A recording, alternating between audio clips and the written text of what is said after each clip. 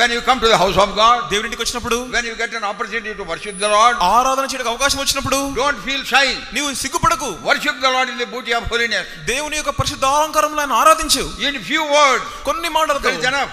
నువ్వు చాలు. That will also strengthen the walls of protection around you. కొన్ని మాటలు కూడా నీ చుట్టూ ఉన్న గోడలను బలపరుస్తాయి. If you don't read the word of God, దేవుని వాక్యం చదవకపోతే, if you don't do the word of God, దేవుని వాక్యం చేయకపోతే, if you don't worship the Lord, దేవుని ఆరాధించకపోతే, if you don't come for prayer meeting, prayer meeting నువ్వు రాకపోతే, this attitude of yours will weaken the walls of protection. నీలో ఉండే ఈ వైఖరి నీ చుట్టూ ఉన్న సంరక్షణను కంచెను నాశనం చేస్తూ ఉంటాయి. Remember, Babylonian serpent is waiting to bite you. జ్ఞాపకం చేసుకో, బబులోను సర్పము నిన్ను కాటు వేయడానికి సిద్ధంగా ఉంది. He that breaketh an hedge, a serpent shall bite him. కాటు వేయు వారికి ఇందాక మనం చదివిన వాక్యంలో సర్పము సిద్ధంగా ఉంది అన్న వాక్యం ఉంది. That is what has happened to the children of Israel and children of Judah. ఇశ్రాయేలు ప్రజలకు, యూదా ప్రజలకు అదే జరిగింది. They were in the captivity. వారు చెరలో ఉన్నారు. By his grace he has delivered them from the bondage of Egypt. దేవుడు వారిని ఐగుప్తు యొక్క చెరలో నుండి విడిపించాడు. Now they are in the Babylonian captivity. ఇప్పుడు వారు బబులోను చెరలో ఉన్నారు. Beware of that situation. దాని విషయమై జాగ్రత్త వహించు. What has happened to our children of Israel, ఇశ్రాయేలు ప్రజలకు ఏం జరిగిందో can happen to us also. మనకు కూడా జరగొచ్చు. That is why I asked the Lord, కాబట్టి దేవుని అడుగు, Lord, help me to share my testimony. దేవా నా సాక్ష్యాన్ని పంచుకోవడానికి సహాయం చేయి. And whenever we ask some young people, ఎవరైనా ఎవరిస్తులు అడిగినప్పుడు, share your testimony next week in the youth meeting, వచ్చే వారం యూత్ మీటింగ్ లో నీ సాక్ష్యం పంచుకున్నప్పుడు, తలగోక sir uncle next week uncle తలగొక్కొని వచ్చే వారం అంకుల్ అంటున్నావా? టెస్టిమనీ ఉంటే కదా చెప్పడానికి. అసలు నీకు సాక్ష్యమే ఉంటే కదా చెప్పడానికి. అరే, you should wait for the opportunity. నీవు ఎదురు చూడాలి ఆపర్చునిటీ కోసం. Whenever you are asked to give testimony, yes uncle, I will share. అడిగిన వెంటనే సరే అంకుల్ నేను చెప్తాను సాక్ష్యం అనాలి. One boy was asked to give testimony. ఒక బాబుని సాక్ష్యం చెప్పమని He అడిగినా, told the God servant, okay uncle, I will give testimony next week. ఆయన దేవుని సేవకునితో చెప్పాడు, అంకుల్ వచ్చే వారం నేను చెప్తాను He thought సాక్ష్యం. I have got one full week. ఒక వారం అంతా ఉంది కదా, I will write down my testimony. నా సాక్ష్యం అంతా రాసుకుంటాను. If there is any problem, I will just read out. ఏమైనా సమస్య ఉంటే చదివేస్తాను అన్నాడు. If I got any nervousness or anything, నాకేమన్నా భయం టెన్షన్ వస్తే then I will read out. చదివేస్తాను. Then he written down testimony. సాక్ష్యం అంతా రాసుకున్నాడు పేపర్ And మీద. then Saturday he kept it in Almera. శనివారం ఆ పేపర్ అల్మారాలో పెట్టాడు. And then he slept. The next day I can go and give testimony. సరే పడుకున్నాడు, రేపు పొద్దున పోయి సాక్ష్యం ఇవ్వాలని. And in the morning when he opened the Almera, పొద్దున్న లేసి అల్మారా తెరిచినాడు. he found that paper is not there. అయితే పేపర్ లేదు అక్కడ. Pieces of paper was there. Paper ముక్కలు ఉన్నాయి. ఏంటి, ఎలక తినేసింది. ఎలక తినేసింది ఆ పేపర్ ని. అరే, what has happened to the prayer house? ఆ ప్రేయర్ హౌస్ కి వెళ్ళాడు. Early morning he went. పొద్దునే వెళ్ళాడు.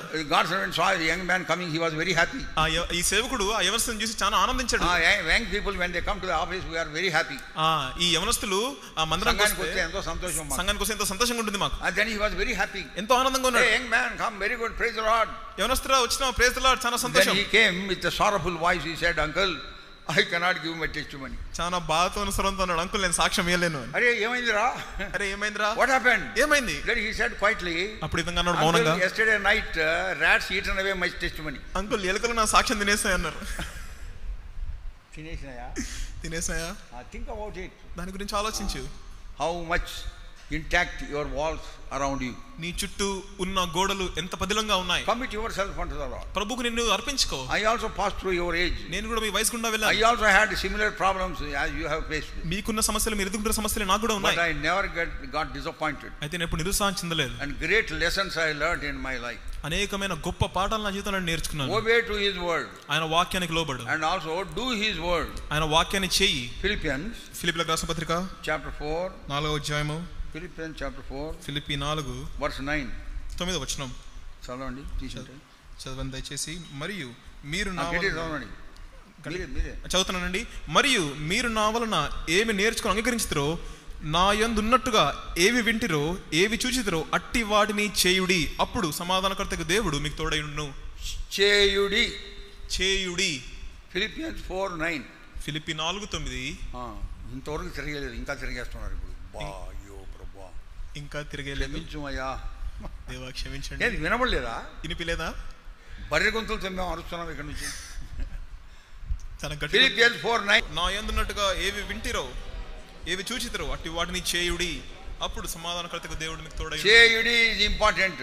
చేయుడి అనేది ప్రాముఖ్యమైనది. చేయకపోవడమే పాపం. చేయకపోవడమే పాపం. Knowing good and doing it not is sin. మేలైనది ఎరిగి ఆ విధంగా చేయకపోవట పాపం. So if you want to make those walls very strong and be protected, you obey to the word of God. ఈ కంచె, ఈ గోడలను నీవు పదిలంగా గట్టిగా ఉంచుకోవాలనుకుంటే దేవుని వాక్యానికి లోబడాలి. And do what the word of God tells you to do. నీకు దేవుని వాక్యం ఏం చేయమని చెప్తుందో అది నువ్వు చేయాలి. Defeat after defeat you may be facing. నీవు వైఫల్యం వెంబడి వైఫల్యాన్ని ఎదుర్కొంటున్నావేమో. You will be strengthened more and more. నీవు అంతకంతకు బలపడతావు. Your enthusiasm should not cut down. నీ ఆసక్తి తగ్గిపోకూడదు. Your zeal and enthusiasm should be increased.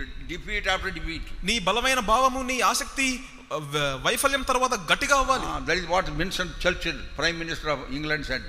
ఈ విషయాన్ని prime minister of England Winston Churchill చెప్పాడు. A great message that is for the whole world. సర్వ లోకానికి అది గొప్ప వర్తమానం. So accept any defeat as a victory. ప్రతి వైఫల్యాన్ని ఒక విజయంగా స్వీకరించు. It is not God's purpose. ఇది దేవుని ఉద్దేశం కాదు అనుకో. So thereby God is leading you to his purpose. తద్వారా దేవుడు తన ఉద్దేశంలోనికి నిన్ను నడిపిస్తుంటాడు. So may God help us to understand this. ఇవన్నీ అర్థం చేసుకోవడానికి దేవుడు మనకు సహాయం చేయాలి. May God bless this word. ఈ వాక్యం దేవుడు దీవించును గాక. Shall we pray? ప్రార్థన